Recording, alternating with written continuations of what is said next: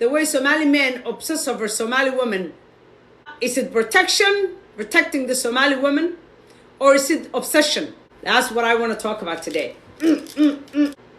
I got this video yesterday about this young girl named Ramla and her ex-husband, Prince Ali.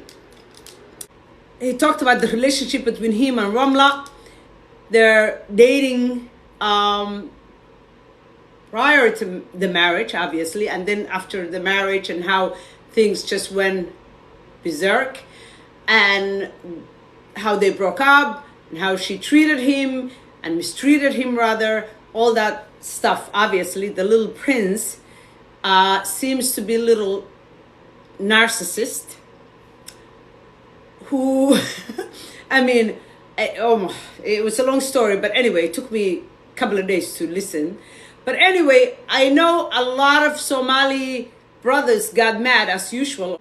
So many Somali men invited the brother, young Ali, Prince, and obviously only wanted to hear his side of the story, and took the Somali girl to task, and Somali women in general, because they're jealous that how dare she, her relationship was haram. You know, this is what Somali women do. Why do they only get mad when Somali women get together with other men who are non-Somalis? But they never seem to protect Somali women from Somali men who are raping them, killing them, mistreating them, abandoning them, dishonoring them, destroying their country so they are scattered all over the world, because most of the vulnerable people happen to be women and children. This tribalism, I'm so sick of it. I am so sick of it. It's an obsession. To me, it's an obsession. It's a narcissism. It's not about caring about the Somali woman and what she cares about. And as far as I'm concerned, these men who are opening these rooms on Clubhouse and many other places in social media, verbally abusing Somali women, it's not because they care. If they care about Somali women, the Somali woman wouldn't be looking for love elsewhere.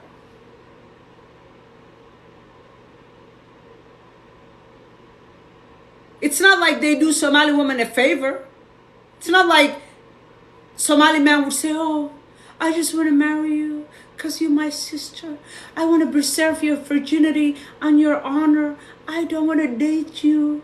The first thing I want to do is meet your family and ask for your hand because I want to protect your honor.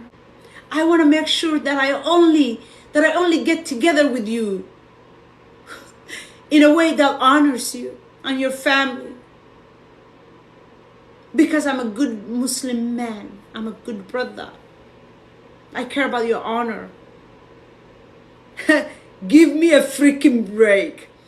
So no wonder Somali women are sneaking around, finding other men, because they're human beings. Girls will date, and they rather not be the talk of the town. This is the problem. Lack of accountability, and babying them and fighting for them has not get them anywhere. They have been resting their nest for a long time. It's time for them to accept accountability and take responsibility for their action. And there's an opinion, Somali, you need to understand the difference between abuse. Abuse is when somebody is physically and mentally harming you. Habo is not mentally or physically harming you. She is telling you facts that is happening in the community. And this is completely embarrassing for you to contradict yourself. You have put yourself in that position. If you want us to say nice things and a lot of praises, you need to earn. Nobody's going to get anything for doing nothing, basically. And facts does not care about your feelings. Facts does not care about your feelings. They never take responsibility for anything. I am tired of babying Somali men. You know what? When you become men, when they become men, and I'm not saying this about all Somali men, there are some amazing Somali brothers. When a Somali brother is a good man, he's better than most men. You know why they are trying to censor you? It's because they think of Somali you talking, other community cannot understand. But now you talking in English, other community are gonna come in onto this chat and it's gonna, the dirty secret is coming out. We need to transparent. Exactly. You know, this is a global village.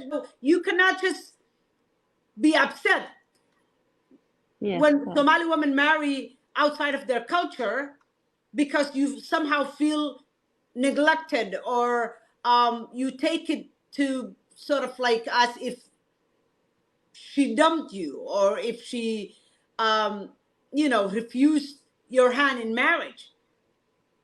There are plenty of Somali women. Why are Somali men so harsh on Somali women when they do not marry within? Mm-hmm. It comes down to their insecurities.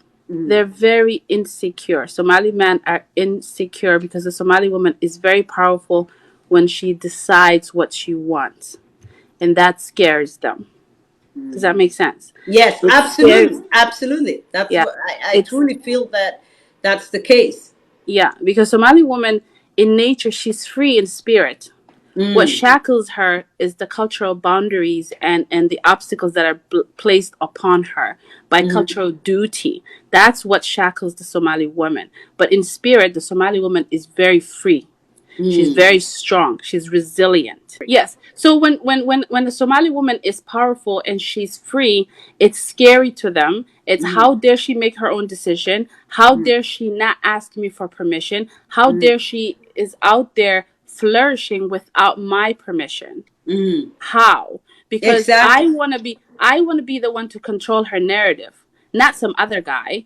Who is he? I want to be able to say she's my some sort of a property to be owned. Yes, a commodity of A some sort. commodity, because Yeah. that's what we do when we go to wars. We say, "Oh, let's stop the war. Here, I'll give you 5 of my daughters. You give me 5 of your daughters." It's things to be exchanged. The Somali woman, to a certain extent, culturally, is an object to be exchanged. Mm-hmm. She is to be Indeed, changed Havaria. for peace. I'll give you my prayers. Here, take my daughter. Let me add more on to you. Let me give you my daughter. Let me marry your daughter so that we can be in peace. That's what it is. She is an object to be traded. Yes. Even in the 20th first century, Somali women are Unfortunately. still considered a commodity. I was Mm-hmm. talking to a couple of different ladies who are trying to divorce their husbands right now. And Yeah. some of them have been going around to different masjids asking for divorce, and the imams would just tell them, "Oh, let me get back to you after talking to your husband," and they would basically just disappeared in action and never get back to them.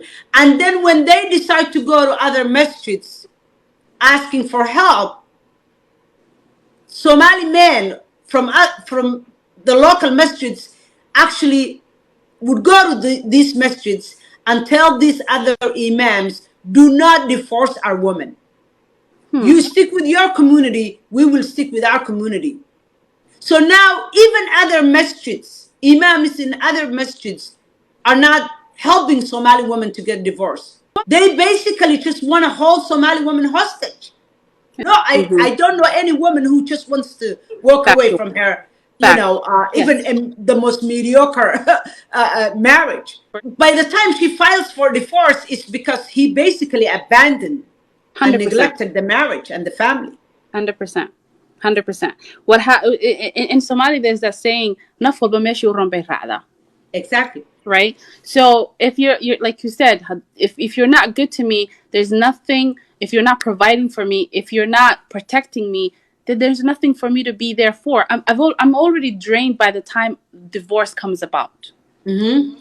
I'm done. I'm over it. It's done. Let's move on. Let's be cordial. But Somali men drag this. They leave them without giving them their dalaka. They don't give them their meher. None of that happens. Oh, meher is None it's of basically non-existent, really. I mean, none of that happens. which Habrir makes me wonder, like, Mm, how solid are these marriages anyway? Because really, I feel like there is something seriously wrong with our marriages in the first place, mm-hmm. and there is something seriously wrong the way we get divorced as Yes. well. So there's a lot of haram, I feel like, in the mix. There's You know, there's a lot of the rulings that are obligations that the man owes to the woman and vice versa that are never enforced. And there's no consequences if the man just decides to leave his woman. He suffers nothing at all. Nothing at all. He can get married tomorrow with a new wife and he'll be that guy without anything. No one is going to call him grop. No one is going to call him whatever the names are. He's not yeah, a single father. He's just another man. He's just another Umar. He's just another father. Farah, yeah, you know. So sadly, why do Somali men have this narrative where they think they can disrespect Somali women? It's because they get away with it because no one yeah. checks them. No one checks them. I tell you what, if someone ever disrespected you as their hypothetically that you were married and your husband disrespected you and your brothers came and checked him, he would have second thoughts before he did that. I think what we are is we are a society that is desensitized by all the bad things. We feel nothing. You know, when you see those images of kids that are hungry in Africa and they keep advertising, the first time you may feel something, the second time you may. I think we're people that have been so traumatized by so many things that are going wrong in our society that it's hard for us to differentiate what we actually feel anymore. We are desensitized. Compassion fatigue. Yes, and Yeah, empathy. We have no empathy. We're jaded. We're jaded. We're a completely. bunch of people that are jaded. We're zombies. And I want to blame this on the Somali men that have ruined our country first, that have ruined the family's structure, that do not follow the religion teaching. It's the Somali men because they're supposed to lead the country and they're supposed to lead the society. It's not on us to fix I always anything. come back to that, Habarir, because there are a lot of Somalis who would say, well, we are the mothers of these boys. And so we have to be held accountable as well because, we didn't do a good job raising them. And we never really treated the Somali boy and the Somali girl the same either. But I always come back to the fact that we are a Muslim society. And Allah subhanahu wa ta'ala addressed the man specifically Yes. that you are the leader of the family. Yeah. الرجال قوامون على النساء. It's easy for them to use that Yeah. when they really want their rights or when they want to feel powerful, but they're never willing to walk the walk. Yeah. And when it comes to them being responsible for their actions or for their families, it's a one-way street. And you cannot blame the Somali woman. She is coming from a lineage of abuse from the man, and that is what she's reflecting off. You cannot blame her because the leader is corrupted. So you don't know she's corrupted by standards because ninki hagaye mabachoga. Yeah. What's truly maddening is the fact that they won't lead, but then they won't share power. Okay, It's complicated. what is this? We are conditioning ourselves into a life of misery and 100%. destruction and 100%. death and 100%. just 100%. mayhem, really. I'm a firm believer in the teacher cannot be the student and the student cannot be the teacher. Exactly. Everyone has a role to play in life. We know how the honeybees come about. We know the queen. There's a structure even in nature, let alone human beings. Exactly. There's structure. So our home, there is no base for our home. Thus why it's easy for it to break because there's really nothing substantial holding it together. There really isn't. There's not. I think we need to deeply reflect upon what society we want. What do we see as the future? What can we do to improve this? Because we are a broken system. It's a broken society. And honest to God, it comes from the man. I'll have to be very honest. Unless they straighten up, I don't think we're ever going to straighten up. I think it's going to be overburdened Somali woman that's going to try to carry over things that she cannot do by herself. Exactly. Women don't know how to raise men. The best we can do is feed them and even cater to most of their needs. But Yeah. a man needs a man Yeah. to lead him. I want to say that if your house is burning today, your neighbor's house is going to be affected. Whether the A fire matter will of time. reach, yes. Mhm. Whether it's the dust or the listen. There's no way that you can escape that. So all these men, the Halia likes that are talking and being disrespectful, they're gonna raise children who are gonna marry women that have been scorned. Mhm.